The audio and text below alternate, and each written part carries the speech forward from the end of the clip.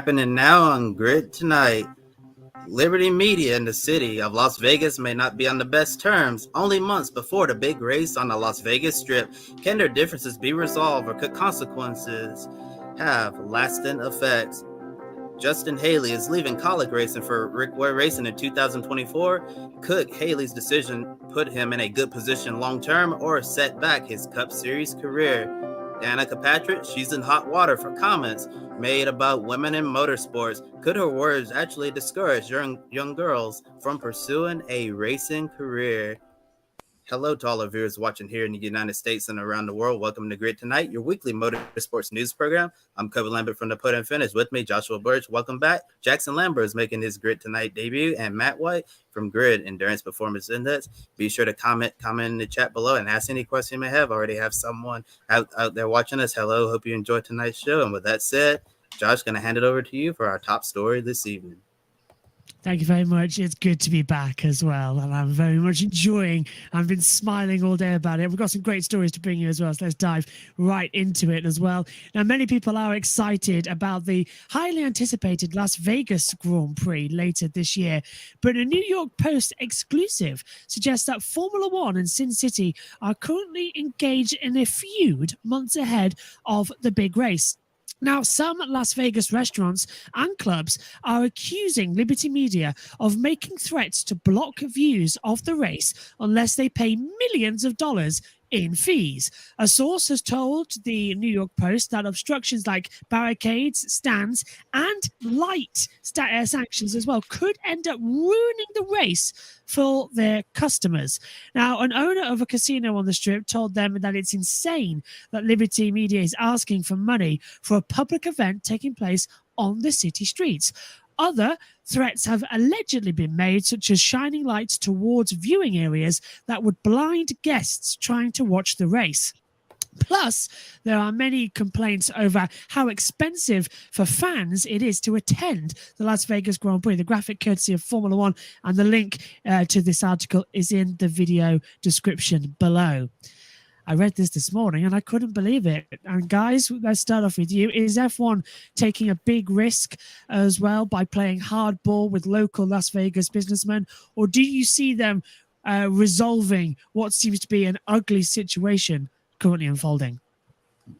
All I have to say is welcome to the business world, because nothing is business and nice. This is just a small example of how ugly things are behind the scenes. I'm sure Formula One's been involved in situations like this before in the past, but it hasn't really surfaced to the top like we see here in Las Vegas.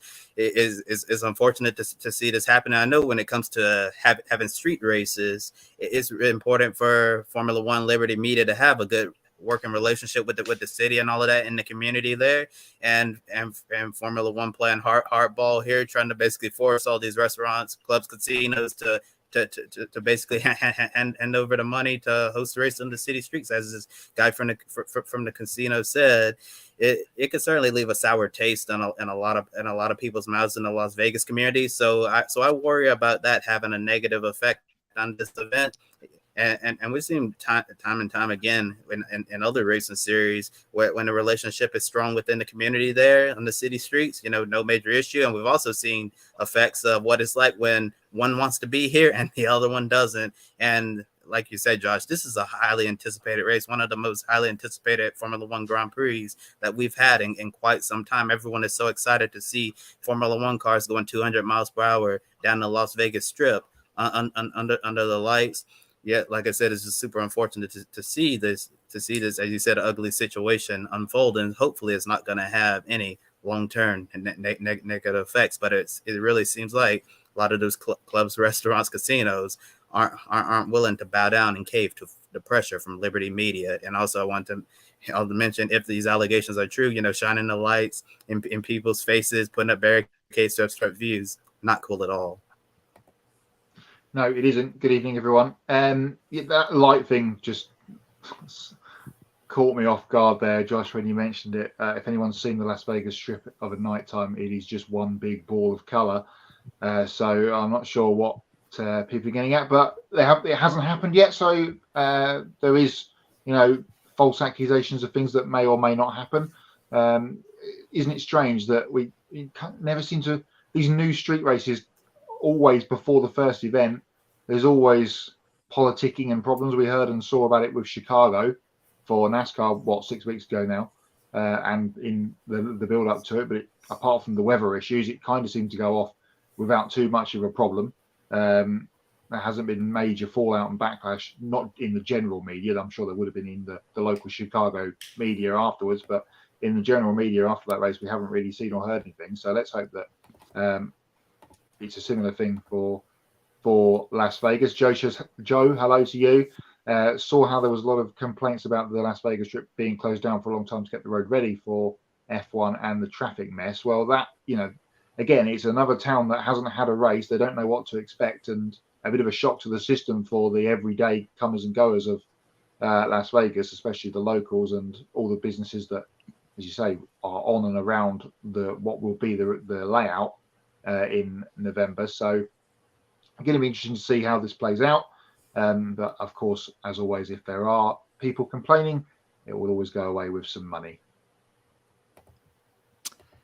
Nailed it on the head there, guys. And a fun hello to everybody here in chat. Great to be here.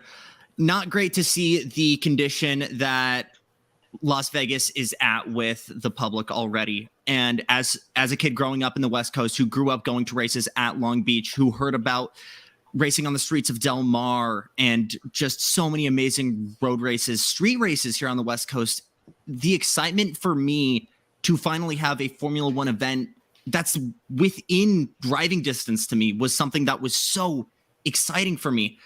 And understandably, it's going to be a high barrier to entry when it's a first time race and things are going to be difficult from the get-go. But you guys know me. I'm an individual that makes that has all roads lead back to IndyCar for me. And every year for Long Beach, it seems to be a battle with local businesses. How do I keep them happy? How do I keep them from, being okay with us borrowing their customers, borrowing their space for a weekend?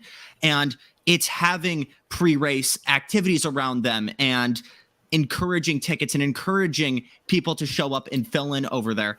And this just seems like such a huge step in the opposite direction for not only Las Vegas, but for Liberty Media. And it shows where their interest is, not just for the sport, but for the country or for fans from the country. And at this rate, I'm firmly believing that this could either be something that cements F1 in America for decades to come, or we could have a well repeat of Caesar's Palace in the 80s, Josh.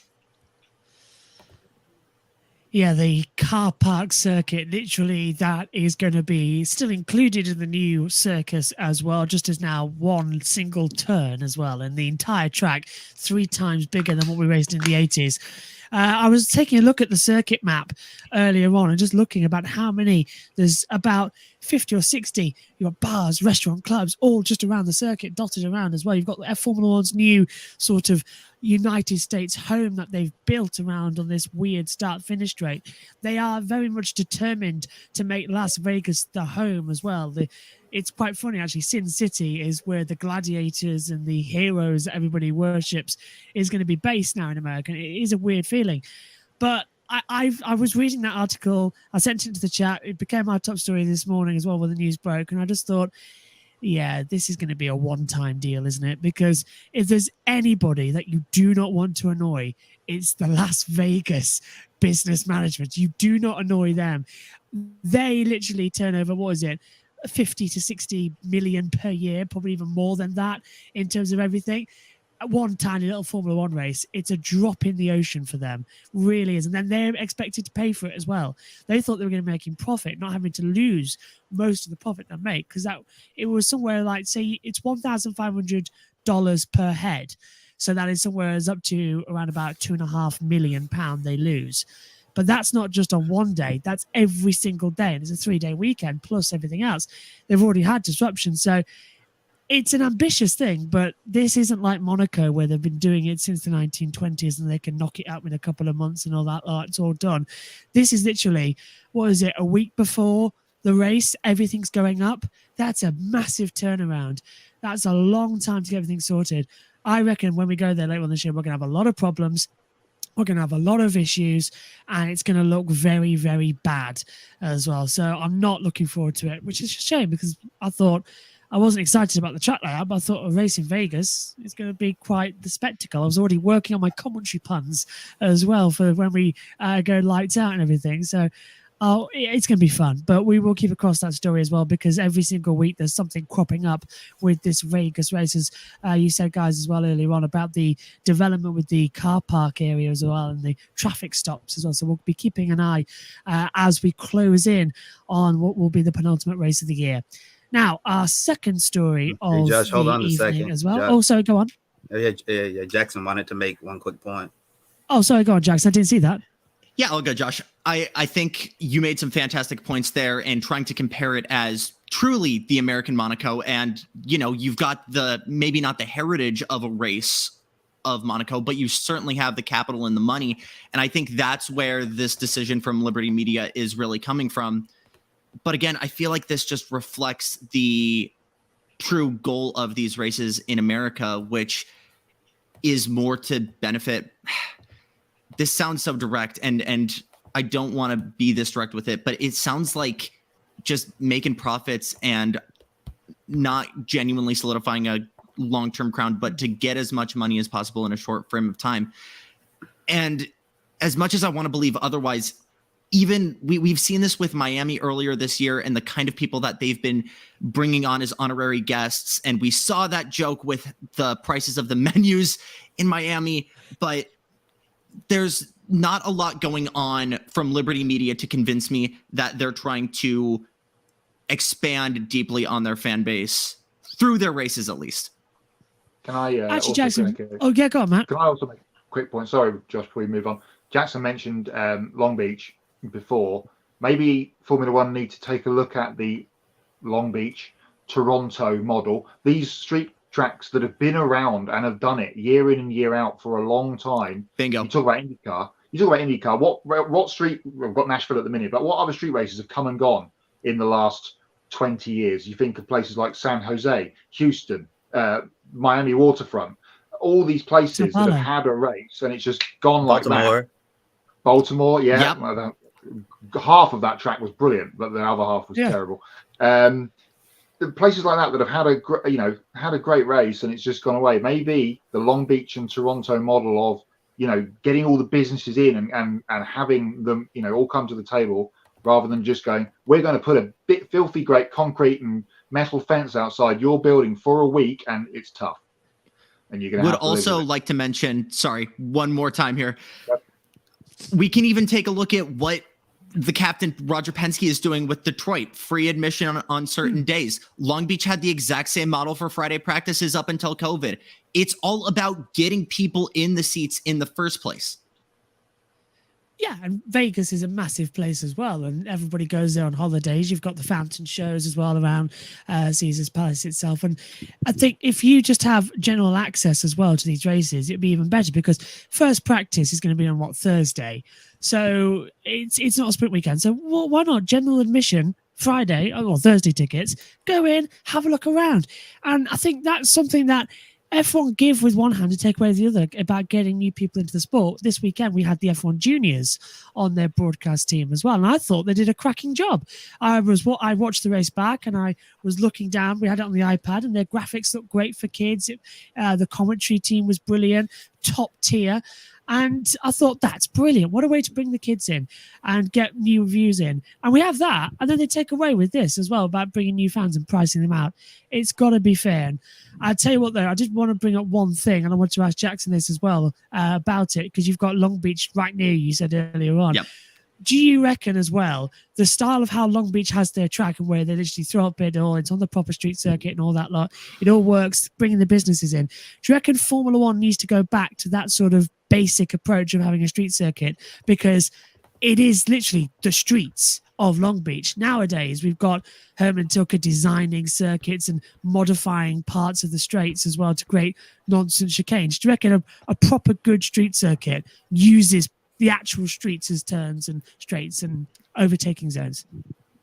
You know, that's a fantastic question, Josh. And one of my favorite guys on YouTube, Reese Gardner, some of you might know him as Southpaw Racer, did a video exactly on that when Sochi was on the chopping block as to what really defines a street circuit when you're building basically streets for the street circuit. And I think when you're making a street circuit in the modern day and age, it's a combination of what are roads that are going to make for excellent racing, but also what is an area that is going to logistically make sense. And if I ask the city, they're going to be like, okay, this is an understandable place to do it. So as much as you want to make places that are kind of in that Goldilocks zone of naturally there and inspires good racing, there's a lot of hurdles you got to jump over for that to happen, Josh. Personally, as well, before we move on, the only two street circuits I think in recent time that have done great, Baku, Nashville. Gives us great racing and or poor racing. It's one of the two. I disagree on Nashville. I disagree on Nashville. You clear your schedule. Yeah, but you know, come on, if Nashville's on, you clear your schedule for your night, and then you've got it because all. Half of, Josh, respectfully, that is because half of the field each year has retired. And the track is respectfully to this point where now they are making a new layout. Yeah, but isn't it also that the fact is that you do sort of look forward to it because it's like, who's going to get through? To an extent, yes. It's that. It's who's going to survive the chaos. It's like a demolition derby as well. You just go like, what's going to happen? So that's the only reason I look forward to it. Baku sometimes gives us great racing, but I think F1 needs to change a little bit. Right. Are we all good? Shall I move on? Yes. Let's move on. Yeah. Excellent. Right. We need to have like a hand signal. Right. Yeah. Second story of the evening as well. Towards the end of last week, we got the first surprise of NASCAR silly season with Justin Haley signing a multi-year contract with Rick Ware Racing starting in 2024. Now, Haley is leaving Kaulig Racing after being with the team dating back to his Xfinity days in 2019. This move comes off as a huge surprise because Kaulig has essentially built their entire NASCAR program around Haley as they continue to improve across the board. Plus, he's currently in a car that typically runs around mid-pack, most races 23rd in the owner points right now as well. And at the moment, the two Rick Ware Racing Ford Mustangs are 32nd and 35th in owners points. Now, on paper, this move seems like a major downgrade, but it seems like Haley is thinking more long-term. He mentioned in the alliance between RWR and RFK Racing, says that Brad Keselowski was very helpful in his decision-making progress. Now, Haley even admitted this move might be a head-scratcher to some, but believes there are a lot more to it and what it appears to be on the surface as well. Now, in regards to the split with Kaulig, both sides say there were no hard feelings over it, calling it strictly a business decision, and the photo taken there by Meg Oliphant from Getty Images. Getting a little first take here, I like it, says Ben Schneider as well. But Matt, could this gamble to sign with Rick Ware Racing pay off for Haley in the long run, or are you struggling to understand this move like so many people are tonight? Well, I tell you what, I was struggling to understand it until you just brought us into the news, and I'll tell you for why in a second. Justin's been great with that team. He's won with them in Xfinity and in the Cup Series. Almost got that win on the streets of Chicago before he was beaten by SVG a few weeks back. But yes, I agree. On paper, it does look like a bit of a downgrade. As you say, he's not running particularly well in the points for playoffs. His teammate AJ Allmendinger, who more news on him potentially later on, is just on the outside of the playoff bubble going into Richmond this weekend. Haley a little bit further down in the points. And as you say, the Rick Ware cars have been really struggling. They've had a bit of a musical chairs of drivers down there. We've seen Jenson Button down there. We've seen JJ Yaley. We've seen Brendan. I can't think of his name now. Someone will come to me. They've had a load of people down there. But you mentioned RFK. Is this a positioning of Justin Haley for a year, maybe two, at Rick Ware until Brad Keselowski decides that he's had enough of driving and hangs up the helmet, and there's an opportunity open at the 6 car for Justin Haley to jump up and be Chris Busch's teammate in the years to come? That is the only real thing I can think of why Justin Haley has, it looks like, gone not even sideways. He's certainly it looks like on paper taking a step backwards towards where he's going. Ben says it's a gamble, no doubt, but Haley and Allmendinger have been the two main drivers who have helped turn Kaulig into a contender. Definitely wasn't expecting him to leave at this point of his career. Yeah, I agree, Ben. Definitely was a bit of a shock when that news came out last week. And just as I say, he was kind of on the upward trajectory of performances. A lot of the time we've been seeing him in and around the sort of 10, 15 places in the running order. Points he's not particularly running so well. As I say, Allmendinger's ahead of him. But that would be my only sort of positioning himself for a jump up to RFK in the future with those two teams being aligned. And a Doswin saying sounds like a crazy switch as well coming into it. I think you've got a great point there as well about maybe the switch to Brad Keselowski. That's an interesting take on it. I had to put my glasses on for this bit because the next bit of the script is completely black text, which is like it's very difficult to read. So bear with me if I make a couple of mistakes here. Now, of course, with Haley out at Kaulig, this opens the door for another driver to take over the number 31 Chevrolet next season. Looking at some of the potential early candidates as well, you have to look at Austin Hill, who's having a breakout year in the Xfinity Series. It doesn't seem like Richard Childress Racing is preparing to start up a third Cup team for him.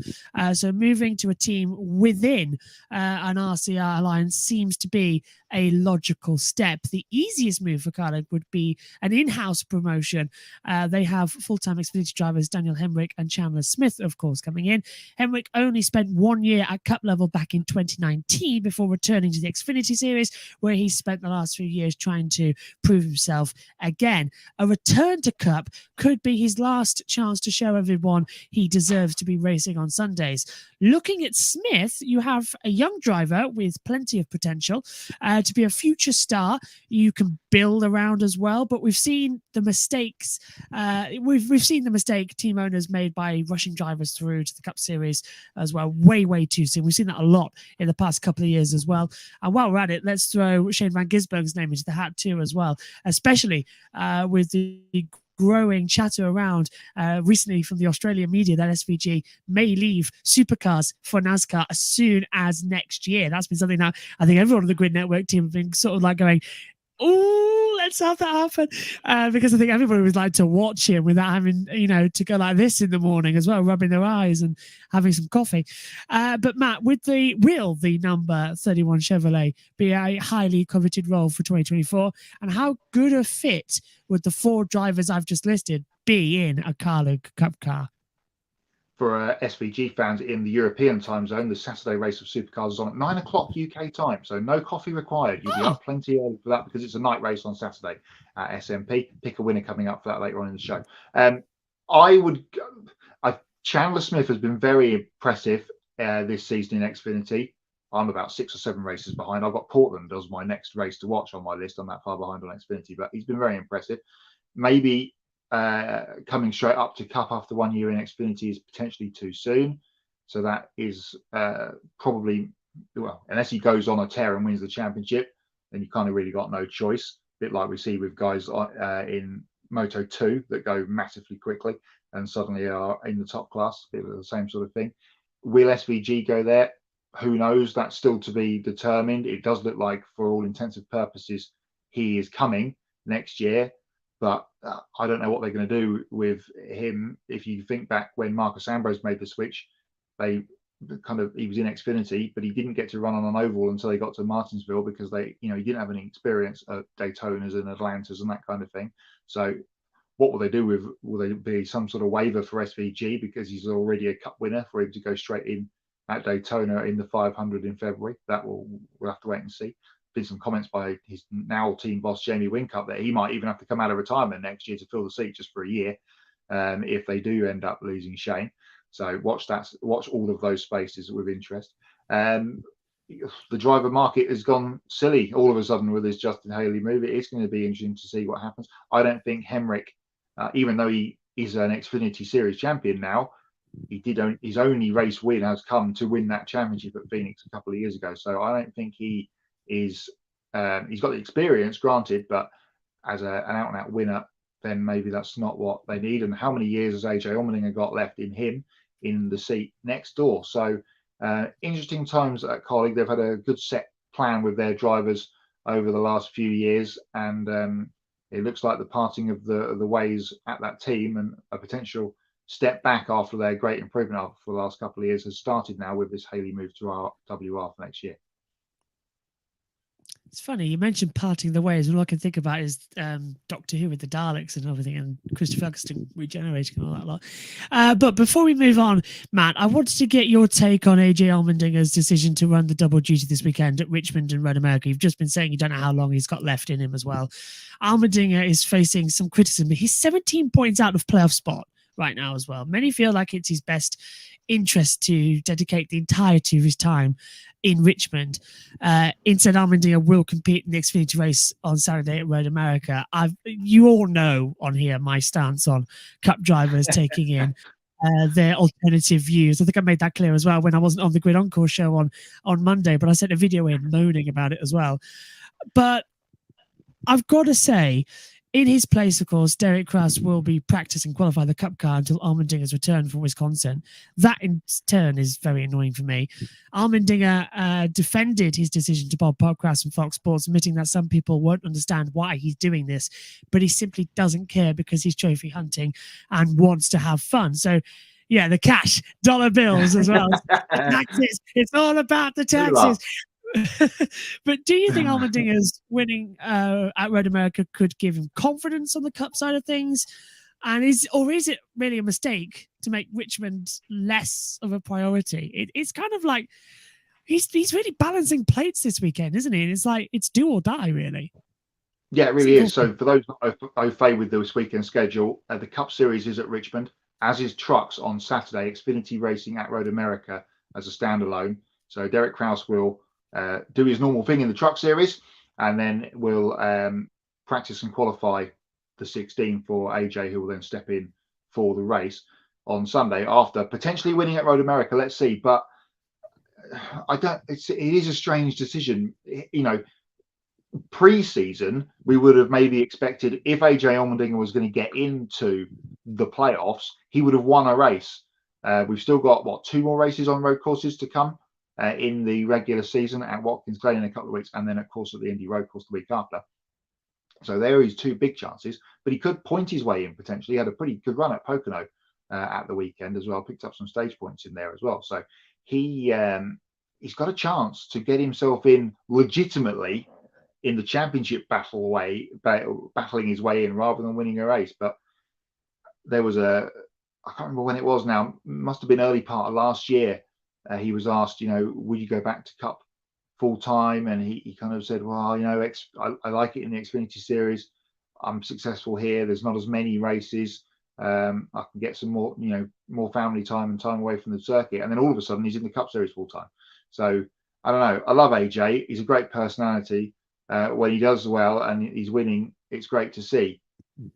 But if he goes to Road America, or he's going to Road America, and he gets taken out in stage 1, ends up crashed, then it all is a bit of a waste of time, and you have no morale boost. In fact, you may even have a bit of a downturn. Sounds like more like a results gamble, but at the end of the day, it's all about money. Absolutely, there is a sponsor, push here for AJ to be in that car on Saturday. I don't know who it is being sponsored by because I haven't checked, but I'm sure it's a big local to Wisconsin sponsor that wants him potentially in that car for the weekend at their home track. So good luck to him. Hope he goes well. But if it goes badly, then it may affect him in the Cup race on Sunday. And he doesn't really need a bad run on Sunday the way he's been going the last couple of weeks. If he does go off, I will be laughing like crazy. I'm sorry, I would. You all know my stance. Cup stay to Cup, Xfinity stay to Xfinity, track to track. Don't mix. You don't go back and forth. You wouldn't see Lewis Hamilton doing a Formula 2 race, would you? It really annoys me. Right. Speaking of what really grinds my gears, we need a segment on here, guys. Seriously, just give me it over the weekend. Right, Danica Patrick. I mentioned it earlier on as well about the F1 Juniors broadcast, but Danica is facing plenty of criticism for comments she made recently on a Sky Sports F1 Juniors broadcast regarding women in motorsports. The photo taken by Chris Owens from Penske Entertainment. Now, the Juniors broadcast idea is a new concept Sky F1 and Formula One themselves are trying out. They've been working together. It's to reach a much younger audience of F1 fans. On the Hungarian Grand Prix Juniors broadcast, a young girl, that was, of course, Scarlett, asked Danica Patrick about the possibility of seeing a woman competing in F1 in the future. She answered this question in a way that was viewed as discouraging young girls from getting into motorsports. Here's what Patrick said, the transcribed, of course, courtesy by Alansis King. As I've always said in my whole career, it takes 100 guys to come through to find a good one, and then it takes 100 girls. That takes a long time to find a good one, right? It's just the odds are not in favor of there always being one or being many of them. At the end of the day, I think that the nature of the sport is masculine. It's aggressive.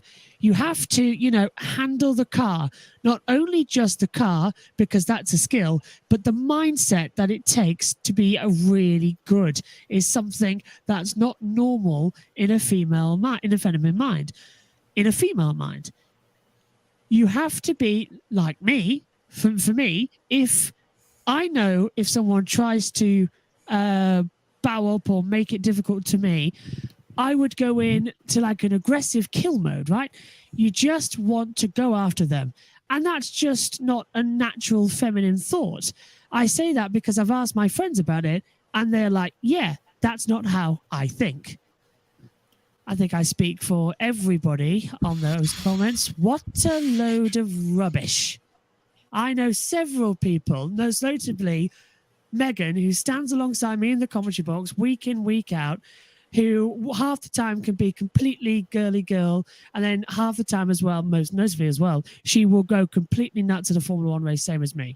And I know there's many other people as well who I'm friends with as well, who I know as well, who are women and have just the same thoughts as well about racing and just the same as passion as enthusiastic as well. And I've got into the sport recently as well and love it and love everything about it. Danica, in this instance, is completely wrong. Now, ironically, these comments from Patrick came days before today's big announcement regarding the 2024 Formula One Academy Series. As you can see on the graphic here from the F1 Academy, next year we'll see all 10 Formula One teams have their livery on one car. F1 teams will also get to nominate one driver to represent them on the grid. The remaining 5 drivers and cars in the series will be supported by other partners who will be announced at a later date. But I have had it on good authority that could and probably will include the 5 F1 Academy teams at the moment, which is ART Grand Prix, Campos Racing, MP Motorsports, Prema Racing, and Rodden Carlin as well. We'll continue fielding 3 cars each for a 15-car grid. Susie Wolf, Managing Director of F1 Academy, said that this landmark moment not only demonstrates the depth of support for the series from the F1 community, but it also inspires a whole generation of young girls to realize the opportunities both on and off the track. I think it's a fairly easy one, guys, as well, for this to answer. Are these words harmful to young girls out there who aspire to be race car drivers and other areas as well inside the F1 paddock? And what were your thoughts on the latest F1 Academy news? Kobe, we'll start with you. I've always been a firm believer that you can accomplish anything if you put your mind to it, and I don't see why it's any different for a female driver versus a male driver. I believe if a female driver wants to put her mind to this, that she can go out there and find great success in the racing world. That's why I was taken aback by the comments of what Danica Patrick says, and ironically, to do this on a F1 Juniors broadcast, where young girls are watching, which makes it much, much worse. And right before this big announcement today about Formula One investing more in the F1 Academy. Yeah, like as we all know, Danica is entitled to her opinion, but it was really disappointing to see her make these comments. And if a young girl out there who loves racing wants to become a race car driver someday, hear what Danica says, she may think that because I'm a female, my feminine mindset is not going to be a good match for a masculine environment. I'm probably not going to be able to fulfill my dreams of potentially becoming a race car driver. So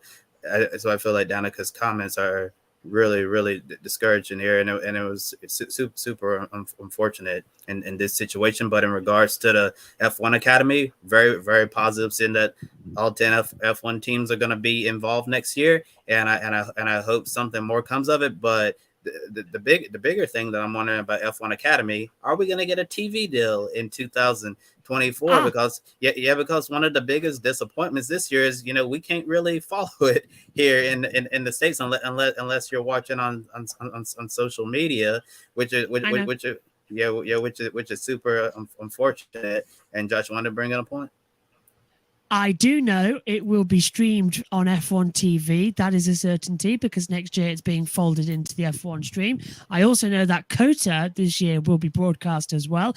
And I currently understand, because here in the UK, with the same rights as W Series, it will be on Sky Sports F1 here in the UK.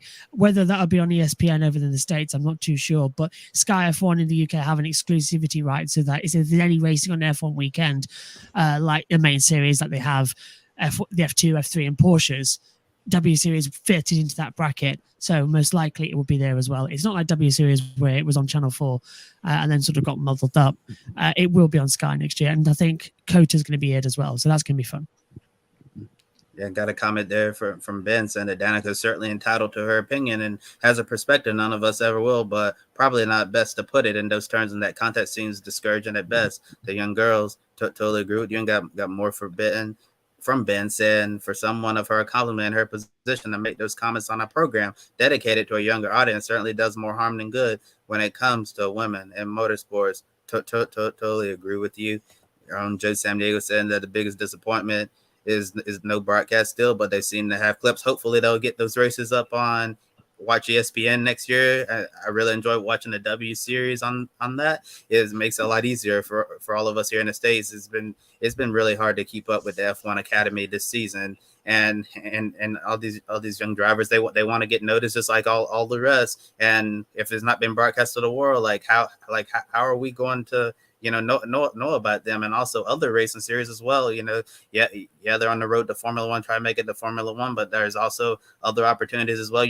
You could get noticed by a team on the road to Indy, try to go down the IndyCar route. You could go to Formula E or even endurance races as well. There's some good opportunities in IMSA, the World Endurance Championship, the SRO stuff, and all of that as well. So if they're not going to be showing these young women racing, what are we doing? And another comment from Ben here saying the lack of F1 Academy coverage has been absolutely unacceptable. It's made it very difficult to follow the series in 2023, echoing everything I said. And now, Matt, I'll turn over to you. Yeah, no, don't disagree. It's been very difficult to follow, and especially when they don't put their highlight package up until Tuesday afternoon, like they did for Zandvoort a couple of months ago. It didn't appear until Tuesday, maybe Wednesday, before their 15-minute highlights were up. So really disappointing. Let's hope that does change, as Josh was saying, for COTA at the end of the season, which is the season finale, and then filtering into next year, as we talked about on the show last year. If they can do that for supercars when they go to Singapore and Albert Park, that would be fabulous too. Back to Danica though. Yeah, what she says is not great. Before we go back to what we said about Vegas, give new fans with one hand, take away with the other. With the Netflix DTS massive uppeak we've seen in the last couple of years of people tuning into Formula One, which has been great. There has been some negativity. We've seen other things happening as well, which we won't go into now, but that's been happening for the last couple of years on the ground at Grand Prix in the grandstands. But now, don't take this the wrong way, and I'm not trying to spin this a different way. Does she have a point? I have just counted while Josh was doing the bringing there for this story. There are, between Formula 2 and Formula 3, there are over 50 cars in the paddock of a weekend. There are 40 cars in Formula Regional Europe. It's the next series down under Formula 3. So that's almost 100 drivers. There's your 100. How many are going to get to Formula 1? 1? 2? There aren't any or many women of those 40.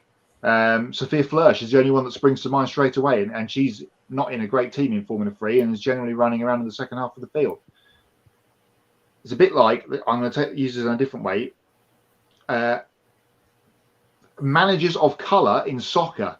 They always say over here in the UK, oh, we don't have managers of colour managing at the top level. You've got to be good enough first. This isn't a Chelsea Sports Day where everybody gets a medal. You've got to be good enough. And in the case of motorsport now, you've got to be good enough and bring a potload of cash with you. You know, the guys are going to get the exposure. They are going to get the bigger chances. And if they're winning trophies and winning races in karting and lower categories, then of course they are. This is no slight against any females on their way up. Go and do it. Show me and show everybody else that you are good and you are capable. You look at sports car racing, endurance racing, we've got a great bunch of ladies driving in that. The Iron Dames are the beacon of light that we all need, and they're hopefully going to be the three of them in a hypercar next year. And it's going to be fabulous to watch them see how they get on in the Lamborghini team. But I kind of got the feeling a little bit that Danica is speaking some truth. As much as everyone's taken the comments a little bit out of context from what she was saying, she is kind of on the right line in some respect. Matt, let me try and clarify what that truth might be. And I don't know how qualified Four Dudes is to tell you guys about what Danica Patrick is thinking. But agreed. Yeah, I think with that, it's from a characteristic of raw pace or how your brain acts maybe when you're sharing a track with other people and you're fighting for position.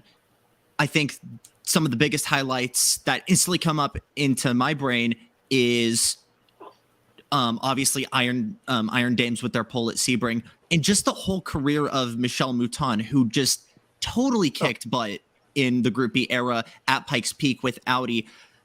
But I think in her mindset, when you're sharing that track with other individuals, you need to carry over that competitive mindset and get argy-bargy.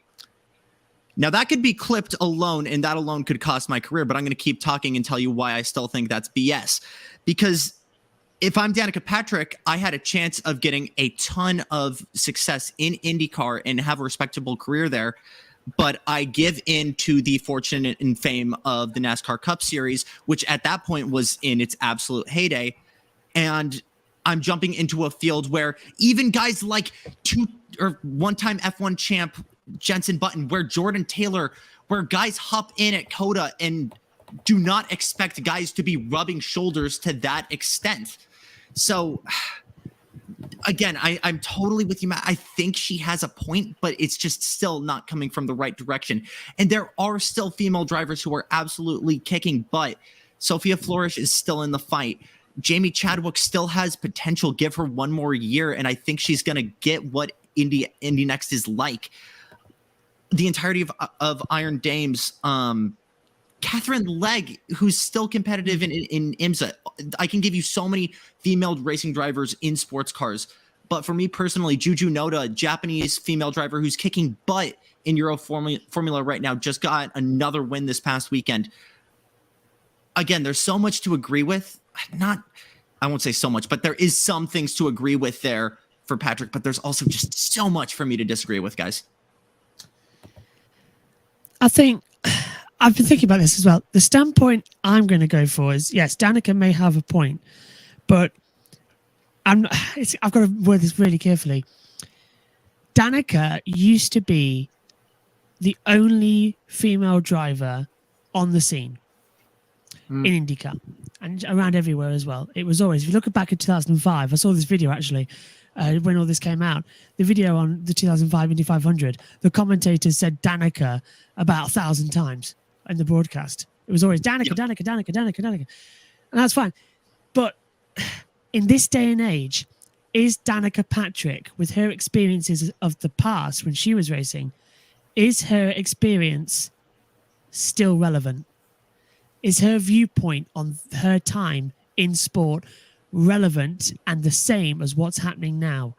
With the expert rush through of everybody in motorsports now, with the push towards equality that's been driven, the correct push as well, with the F1 Academy series coming through, with drivers who like Susie Wolff as well. Why aren't we listening more to Susie Wolff, who's driven a Formula 1 car back in 2014, was a very quick driver as well.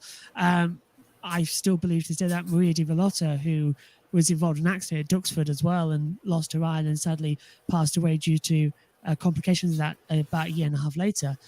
The impact she had on the sporting world as well, and everything that she had as well, the impact she had. Is Danica's viewpoint of her experiences in American racing relevant to European Formula racing today? I don't think it is. I would much rather hear from Susie Wolff, Alice Powell, Abby Pulling, Jamie Chadwick, Emma Kamilani, all those lot who've spent time in the F1 paddock over the past 3 or 4 seasons and now know what it's like. The Iron Dames, I think, Matt, you brought up a brilliant point, was because at Le Mans, they were leading and we were all going, they could win this. Brilliant. And then just at the end of the car, the problem was like, and Sophia Flörsch, she was 9th at the Austrian Grand Prix in the feature race, had a penalty applied to her because the tyre pressures were wrong, dropped back, but she got points. And that's not even something that Alice Powell could do. So she's coming up as well. But I don't think Danica's viewpoint is valid anymore, and especially not valid in Formula 1. But it's her experience. You can't deny that. But it's not the one you've got to be listening to. You've got to listen to what's happening nowadays in this day and age. Ben says Kevin Harvick noted that he had a 20-year experience advantage on Danica when she came over to SHR. As much as she improved from her first year in 2012, that's something that's impossible to make up. It is as well. The experience of people is impossible to make up. And that was more NASCAR Cup. IndyCar at least had Sarah Fisher, Pippa Manson, Eddie Silvestro, Anna Beatrice, among others. And of course, who's the fastest woman in IndyCar history? It's not Danica. It's Pippa. As well. No, yeah. Am I right? Cat Leg. Cat Leg's the fastest qualifier. Yes, it's Cat Leg. Thank you. Sorry, Pippa's in my mind because she failed to get through a couple of years ago. It's Catherine Legg. Catherine Legg, 234.7 miles an hour off the top of my head from the Indy 500 she qualified at. She's the fastest woman in IndyCar history at the Oval, not Danica. And Danica has led the race. So it's give and take. Ben also says even Xfinity had Jonah Long when Danica was racing there. I've been in much weaker equipment as well.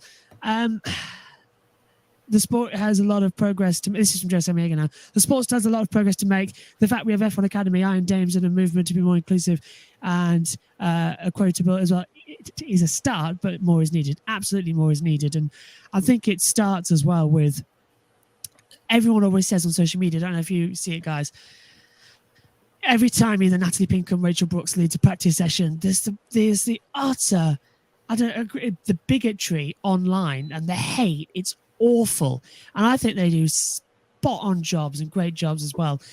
And I always make sure as well on my commentary team, I know we do it here on the Grid Network as well, that during the weekends, we always make sure we're as inclusive as possible. We bring everybody in as well. I always make sure, as a personal thing, I always want to have a female presence on the team on the weekends, as whether that's Megan up in the box, Jess Ball as well, even Julia comes on with the broadcast now as well, because it's important to anybody watching the stream, as we all have platforms now, to make sure, look, anybody can do this. It's not just us, anybody can do it.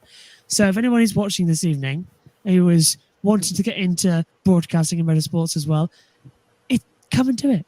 Come and do it. It's give it a go. It's like any other thing. It's easily done. You've just got to be committed. NHRA has a female championships with Brittany Force and Erica Enders with multiple championships. See, just be inclusive and be kind. But yeah, I don't think as well that Ben says, well, again, Leg had the advantage of. I do have to side with Ben on that. Yeah.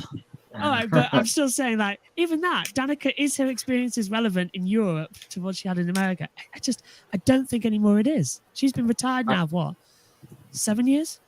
I have to agree, Josh, with what you said. When she was coming through, back in the IndyCar days especially, apart from Milka Duno, who was miles back that way, she was the only one in any kind of in a good car with speed. Now, though, 15 years on plus, it's changed, and we've got W Series, we've got F1 Academy, we've got the Iron Dames project. Leela Wadu is part of that as well. We didn't mention her as kind of standalone off the Iron Dame. We've got all these really top drivers coming through, but it was different back in my day. stance. I think that has kind of tripped Yeah. Danica up there a little bit. Yes, I agree, Ben. The comments that Leg got after the Stephen Wilson crash were totally unacceptable. I would totally like to jump in on that if that's okay, because again, Leg makes that mistake, ton of backfire. Rena's VK does the exact same thing on pit exit, knocks out Palou for what could have been a six race win streak. I'm not even talking about that, but VK does the exact same thing. No one bats an eye, and I don't even think that was the two incidents. Those were the two I could think of off the top of my head, but for whatever reason, so many people were having issues keeping the car straight off the line in pit row, and Leg gets under fire for it, man. I personally think it was all a plot. It was a plot to get Graham in the race. Joking. I'm severely joking with that. I'm severely joking. Roger Penske's sitting menacingly at the top of the pagoda like, excellent.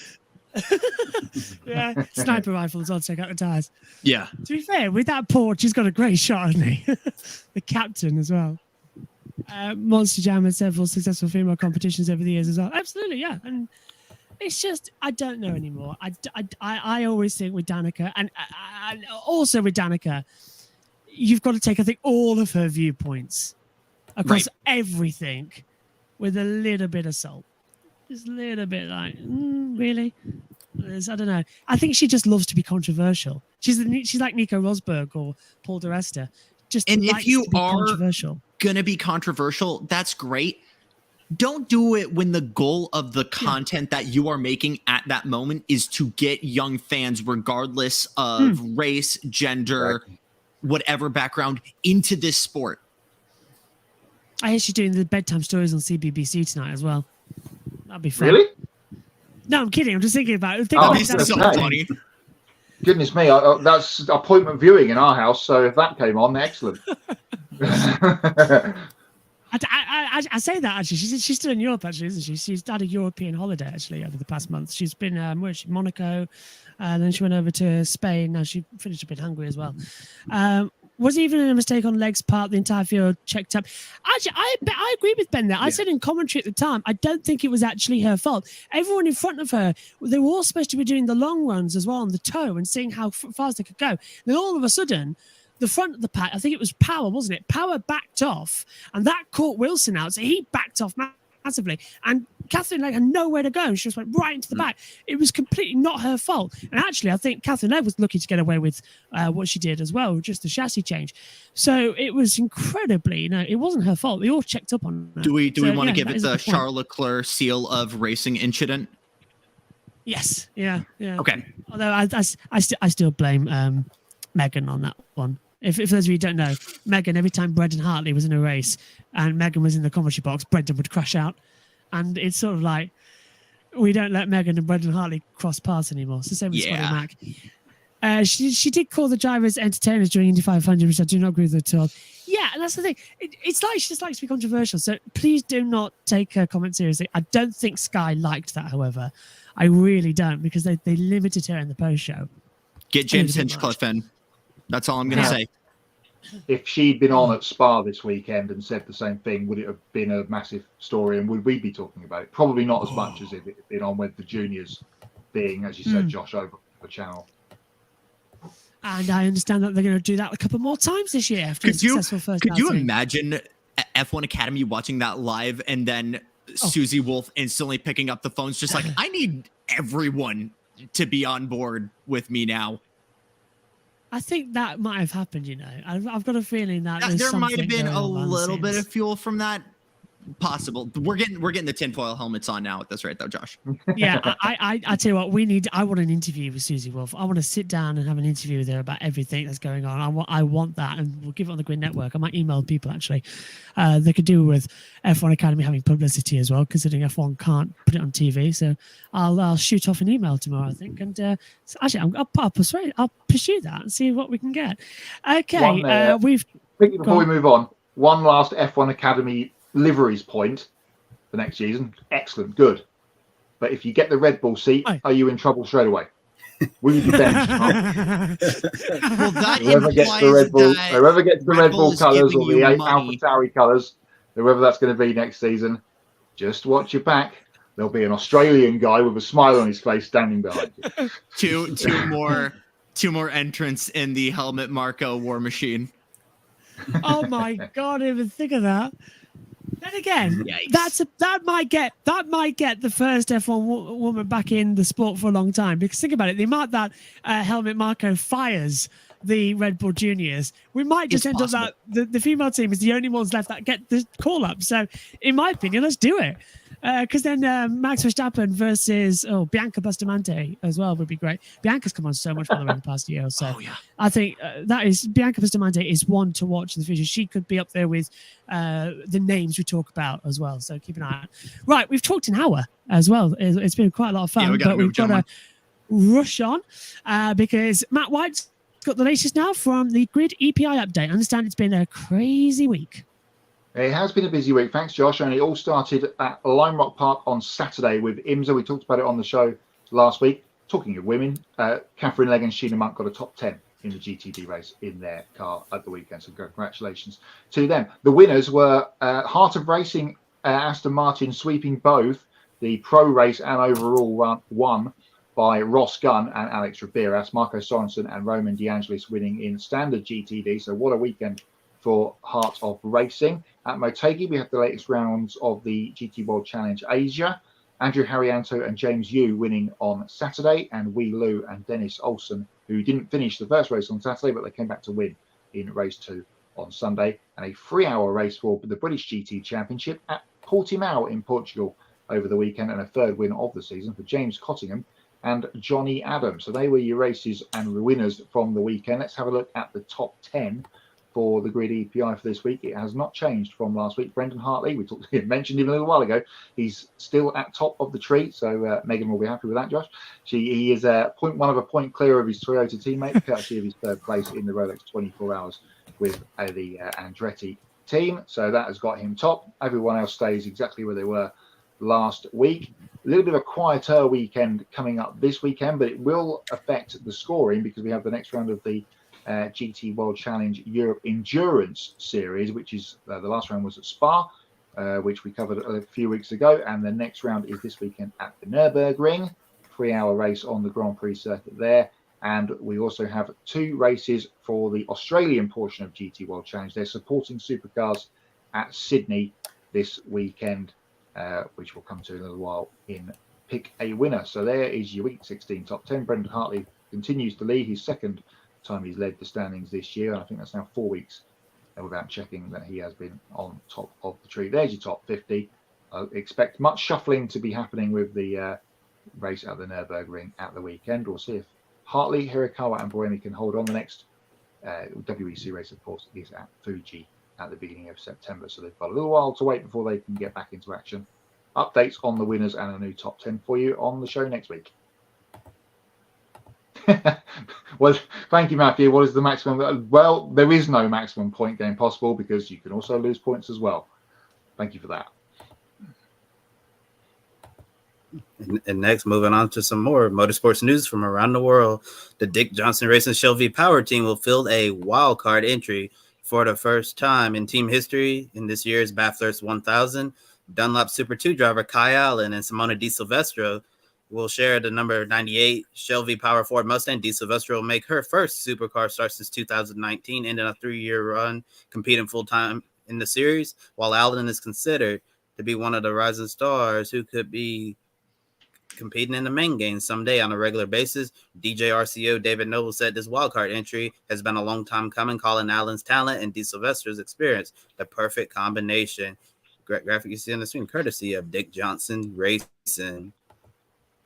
Porsche will stay in the ABB FIA Formula E World Championship for the foreseeable future, as the German manufacturer has decided to extend its commitment to the all-electric racing series.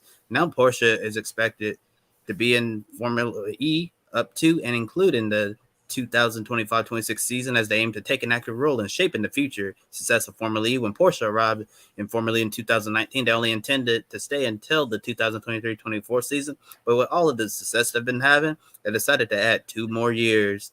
Formula E CEO Jeff Dodds said Porsche's commitment to Formula E will undoubtedly maintain the quality of sport and competition and entertainment at the highest level in the coming season. Photo you see on the screen, courtesy of Porsche Motorsport. USF Pro 2000 regular Francesco Pizzi will make his Indy next debut coming up on the streets of Nashville. Pizzi will drive with Able Motorsports at Nashville, the IMS road course, in the season finale at Laguna Seca. None of these races will conflict with Pizzi's USF Pro 2000 schedule. Pizzi, who was also this year's Rolex 24 Daytona class winner in LMP2, said he's excited to learn from experienced Indy Next drivers like his teammate Jacob Abel as he prepares for next year. Photo courtesy of Able Motorsports. And before we hand over to Matt for Pick a Winner coming up, on a side note, a little news broke right before we came on the air tonight. Nathan Brown from the Indy Stars reporting that IndyCar is preparing to make a major announcement as soon as next week that Nashville will become the 2024 season finale, replacing Laguna Seca, which also includes a new layout that used part of the iconic Lower Broadway section. Yeah, thank you, Kobe. That's exciting news potentially about Nashville. As I said earlier, it's not a very good layout. They need to do something, and it looks like they are potentially doing something. And unfortunately, though, season finale should always be at Laguna Seca. That's just my 2 penny on that. So pick a winner again for the kids in the back, Matt. Sorry. And I heard Josh's cries of no with the new Nashville. I like the Nashville track. We clear our schedule. We all get in the box. Man, it's just so much fun. We sit around all afternoon when it's not raining. It's still going to be crazy. It's just not going to be cars potentially going into the river crazy. We sit around all afternoon like we did last year when it wasn't raining. Just get on with the race. God, that was a long night. It was. Pick a winner. I had Matt. Actually, Matthew Owens was on us then in the com box, and every time he turned up that year for IndyCar commentary, we ended up rained out. It happened at Bob Morado as well. We were up for 4 hours filling. He was a curse last year. Pick a winner then, or as we should now be calling it, who can catch Kobe? Because he sweeped the points game last week, and now he has a 3-point lead over Alex and Matt B. As you can see there at the top of the standings. I've moved up to 5th because I've got everybody apart from Callie, Rob and Pera winning in Rally Estonia. So we have 3 races to pick this weekend. There's going to be plenty more, of course, on the social medias when we get close to the weekend, including the Formula E finale, doubleheader in the XL. We're going to start with tomorrow night's race, as we have been doing for the last couple of weeks. SRX continues. They're at the Motor Mile. It's an oval, and who can't be beaten on an oval? Joseph Newgarden. That's my pick for tomorrow. Joseph Newgarden, a good pick, but I'm gonna go with a NASCAR driver who's gonna be making his first start in SRX. I think Kyle Busch is gonna get the job done and win at Motor Mile. I was going to go with McLaughlin as well. So go on. Oh, you took mine, but no, I can't go anywhere else. I'm sticking with my guns. Although, because if I go Larson again, it's just I'm never winning with him anymore. Never. I thought it was the safety bet, guys. Go on. Chrome horn. That is all. Paul Tracy. You've gone brave. Wow, he has. It'd be good to see Paul get a win. It's been a while since we saw Paul Tracy win. He needs races. The next race of our pick, and Kobe's adding it in the script, I can see below, so we will pick the first London race shortly, is Supercars. I mentioned it earlier there in Sydney for race is under lights on Saturday at a reasonable hour for us Europeans, so that's excellent news. I'm going to go with the man that got me a point a couple of weeks ago at Townsville on a Saturday, and he has previously won at SMP. Championship leader Will Brown will win on Saturday and Sydney. And I'm going to go with the safest pick. I have a feeling for the rest of the season. I'm probably going to go with him for the first race of the weekend and see how it goes. If it's not looking well, I'll go with someone else. But I'm still going to stick with Shane Van Gisbergen to kick things off under the lights in Sydney. Looking forward to this race.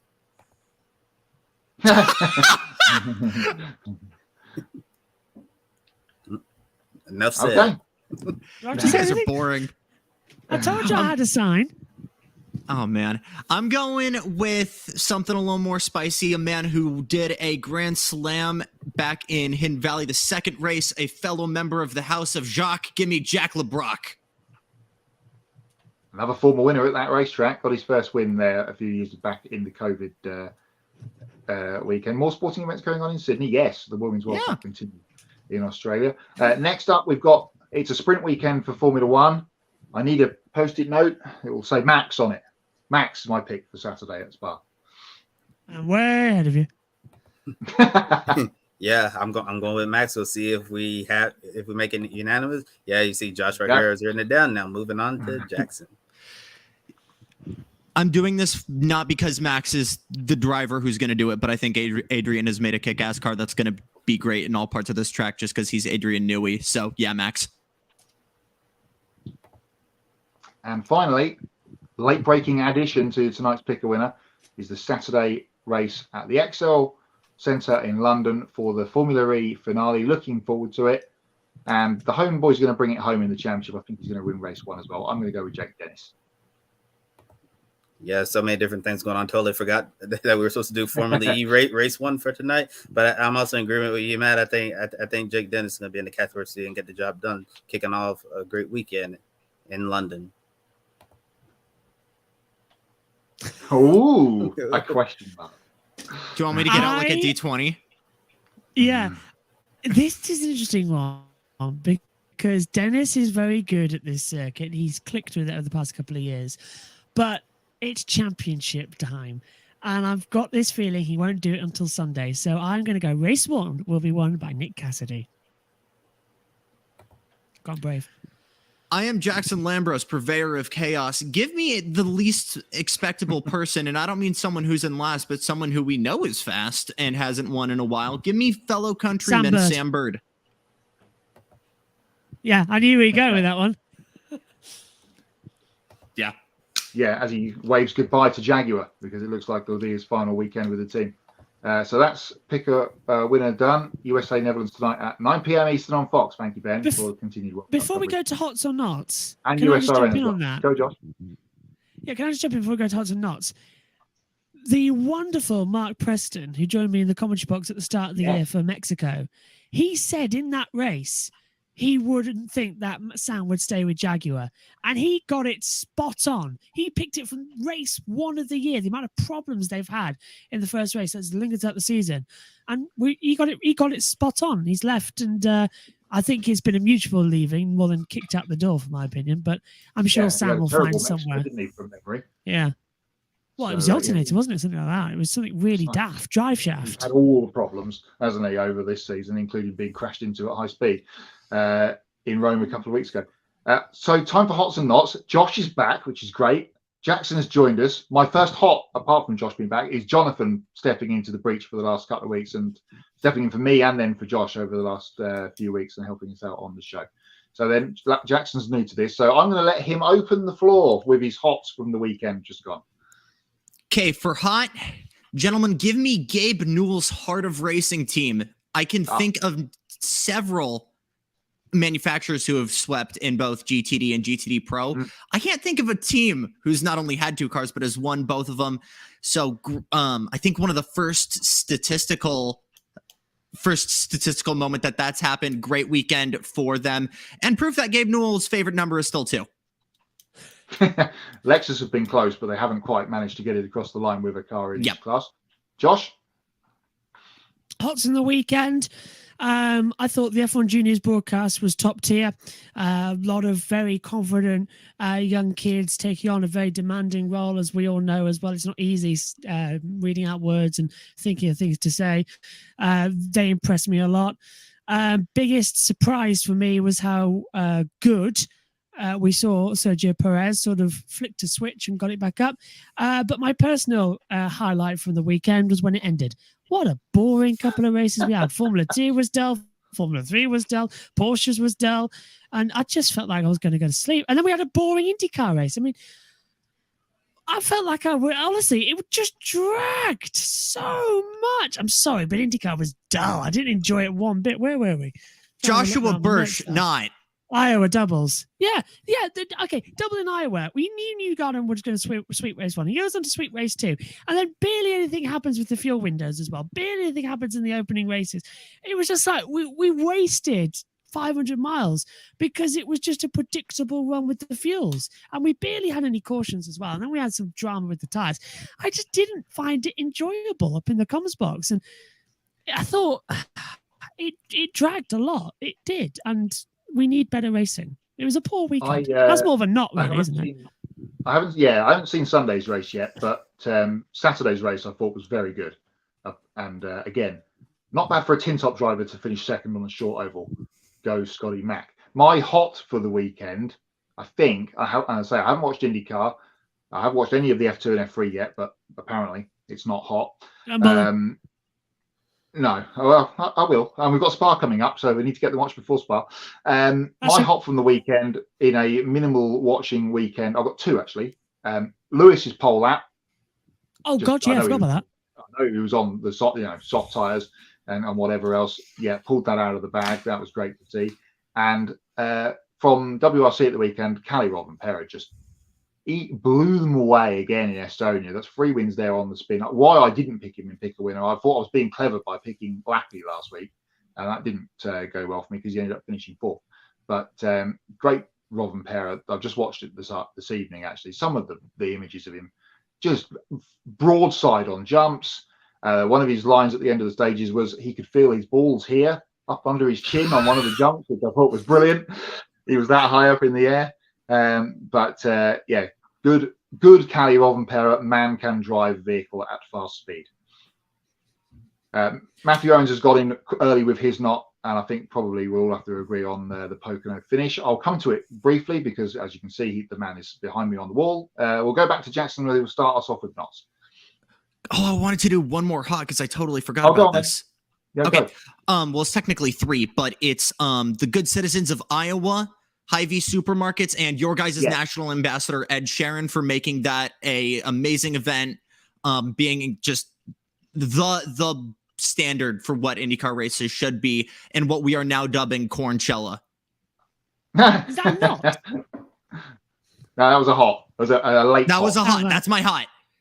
For not, I'm going to say, as much as I love this individual, Ryan Hunter-Reay, who had one job this weekend, and that was do better than the guy who you're replacing, and crashed out of race 1, lost in race 2. I would extend that debatably to Ed Carpenter, who also, Connor Daly beat his old boss on Sunday. So I would just say Ed Carpenter Racing as a whole for a not this weekend. Josh? Also, Max Joshua for saying that this winning everything. Yeah. Again. Someone else, please. I'm begging you. I will get on my hands and knees and beg. Just somebody else, for God's sake. I'm getting so annoyed. I know. It is such an achievement to do 12 in a row. They're the most team in history to do it. They've got that record as well, 11 in a year. They matched McLaren in a single season and Ferrari. Blah, blah, blah, blah, blah. It is so annoying for the past, 7 races. Max Verstappen has won every single thing, even sprint races. It's getting boring. Where's the competition? Even in Schumacher's day, we had Barrichello, we had Hakkinen, Coulthard. Everyone always up there. Raikkonen on times, Montoya. There was always something going on. Yeah, and now there's no one because of the rule changes as well. And Ross Brawn, who literally has wrecked Formula One and run away as well because... Honestly, Ross Brawn, if I ever see him on a fishing trip as well, I might just take some oars out and just drift him off into the middle of the ocean as well. Because he has ruined Formula One and he ran away. He's done on Michael Masi, ruins F1 and runs away as well. Leaves it in disarray. And it's just like, I am so done with it. And now we've got rumours that Red Bull have breached the cost cap again. Shock. As well as... What a shock. Right. Yeah, Alpine have done it as well, apparently. That's the two. And then the third one is either McLaren or Aston Martin. It's one of the two. Yeah, I'm having Aston Martin as well. But it's like, it makes you want to scream. And it does. It's so dull. It's like, I cannot remember the last time I stood in this commentary box and had a good Formula One race. I don't think we have had one this year. I'm trying to think, hang on, let's see. Bahrain, boring. No. Saudi Arabia, boring. Australia was chaotic, but that was only the end. I still say Australia was boring for the reason that for about 80% of the race, Verstappen was dominating, and we were all talking about boring. And Australia was still bittersweet because we were like, "Oh, this could be something cool. 1 lap under safety car, you're done. Go home." Exactly. So Australia wasn't even a cracker. Azerbaijan was dull. Miami, I don't even know why it's on the calendar. Imola was going to be so boring, they decided to rain it off. Monaco got lightning in the middle and then disappeared. Spain, actually, I will go. The best race of the year, I think, has been Spain. That was the one race I stood in the commentary box and thought, wow, there's so much going on here. But Max still won it. But I think Spain, it's unusual, isn't it? Barcelona, that was the best race we've had so far this year. Austria was dull. Canada was dull. Silverstone was dull. Hungary was dull. Spa's probably going to get rained off anyway. Then we go into Zandvoort, dull. Monza, dull. Singapore, just a 2-hour endurance test as well, and probably not going to be as fun, dull. Japan, well, that's sometimes fun, sometimes not. Don't get out the Qatar. crystal ball yet, Josh. Well, I can predict it. Qatar, MotoGP track, it's too small for F1 cars, dull. Kota could be fun, was fun last year. That could be the best race of the year. Mexico, dull. Sao Paulo's always a fun one, so that's 2. Abu Dhabi, yawn. So that's 3 races this year we're going to have of good ones. What's the point? Maybe. What is the point? Yeah, well, Vegas. I forgot about Vegas. Well, I'm holding out hope for a good race if it's not too wet this weekend, and Lando might be up there the way he's going. He goes well. Kobe's shouting at me to catch up on comments. So before we do, Knots, Upright Fossil says the NASCAR race was the best race of the weekend. It was a good race. We'll come to the end of it in a second. Matthew says, well, Josh, if you do plan on doing more NASCAR next year, there's never a dull moment on that side of the race. Or IndyCar. Yeah, that's true. Did you know, Matt, by the way, that's what we're planning on doing, that next year we'll do them all. And like, I'll be doing some and you'll be doing some on the team. Oh, okay. And sort of like, yeah, well, that's me and Matthew were talking about it. We'll talk after. Okay. 9 cars on the lead lap is not interesting, says Upright Fossil. Race 2. Well, yeah. Hamilton quali was awesome. Just a shame he couldn't capitalize on his pole. I would like to add on to that, actually, because yes, Saturdays have been awesome. It's been very, very fun Saturdays to watch, and then snoozers on Sunday. Yeah, that's been the norm. It was cooling temperatures. The reason that they couldn't get up. I just had that email in the press release about a couple of hours ago. Hamilton couldn't capitalize because they couldn't cool the car down, so it was overheating itself during the race. There was a radio message for George about cooling at some point early in the race, wasn't there, as well? I seem to remember. Ben says Michael and Ferrari did it in the 2000s. Lewis and Mercedes did it in the 10s. Max and Red Bull doing it now. Nothing new. It's part of the sport and has been forever. Yes, I kind of what you're saying, Ben, but in the Hamilton Mercedes era, there was Rosberg, there was Vettel, there was Bottas from time to time. Again, there was always something going on. Vettel? Yeah, Vettel at Ferrari when he wasn't crashing into Lewis or throwing it off on Hoffenheim. And then Leclerc was there for a little bit, obviously, before Mercedes faltered and Ferrari went backwards too. It's a dark age, man. Yeah, it seems like a long time ago, doesn't it? Josh doesn't even mention Miami. Yeah, well, don't like the kit. It's a waste of time. Miami was boring. I didn't bother to watch after the first lap. The Porsche races at Miami were fairly okay. Yes. Otherwise, it was a pretty shocking weekend. My knots. We'll start with Hungary. Guan Yu Zhou's clutch, not. Oh, God, yeah. Alpine, that 100 race clock is going to get reset once again because they didn't even make it around the first corner. Okay, great, it wasn't their fault, but they got Bottas bowling ball from a couple of years ago, although it wasn't him this time. And another knot was this. Just, yeah, not good. There's two. The last 2 races that I've done with Matthew and Seth now on USRN have been the Pocono race at the weekend and Kansas. So I'm now 0 for 2 on Larson potentially winning while I've been on the air, and he's been bumped out of the way by the 11, who just seemed as if he was driving around with all the other cars on ghost mode, like you do on Sims, because he didn't hit Alex Bowman, granted, but he did wreck him in a roundabout way. But also a hot was the crowd at Pocono. Fabulous. Shows that going down to one race does work for some tracks, and that was cool. Actions hypocritical, actions not regrettable. What was the other one actions delusional, Ben, was the one I came up with as well. And now I've listened to Denny rambling on for 45 minutes of that podcast. No remorse whatsoever. He knew exactly what he was doing, and that's 2 years in a row. Oh, but when it's done to him, it's not fair. Biggest hack on the grid, Denny Hamlin. And I've got his model here, so I'm a fan. Biggest hack on the grid. We couldn't tell. We couldn't tell, honestly. No. So that's that's Hots and Knots. It's a hugely busy weekend this weekend with Spa and Sydney and Formula E. So there'll be plenty of Hots and Knots to delve into, I'm sure, on the show next week. It's going to be longer next week. Gonna 2 be hours. fun. Bring some popcorn. 2-hour show. Wow. Right. Taking a look at our upcoming schedule as well. Saturday, Grid Live pre-races at noon Eastern, where we will look ahead to Max Verstappen winning the sprint race.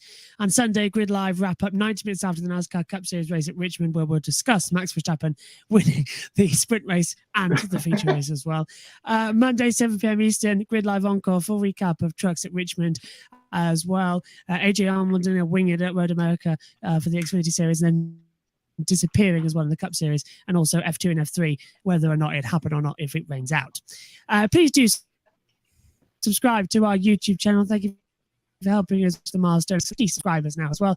And would you please help us reach our new goal of 700 subscribers on the road to 1,000. Don't forget to hit the bell icon to get notifications and follow all our social media platforms and visit gridranking.com. Take 5 minutes to invest in the Grid Network through Patreon. Join Colin, Mark, Michelle, Robin and David in investing each month in the Grid Network. We encourage you to join the amazing group of people that keep us on the air. And once we hit $500 per month as well, we can start expanding our coverage by adding new members to the team and having our team on site to cover more races. The link to all that is in the video description. And if you want to do a one-time donation, click on the Buy Me a Coffee link, get your name on the board and invest as much as you want, and consider buying a specific on-air personality a cup of coffee and they'll thank you on the air. For Matt White from Grid Endurance Performance Index, Kebby Lambeth from the Podium Finish, and Jackson Lambros, I'm Joshua Birch. Thanks for watching. We'll see you next time. Good night. Thank you for watching us right here on YouTube. Be sure to subscribe and check out some of our other videos, including Life on the Grid, where we interview folks from the motorsports industry. Thank you for watching. We'll see you next time.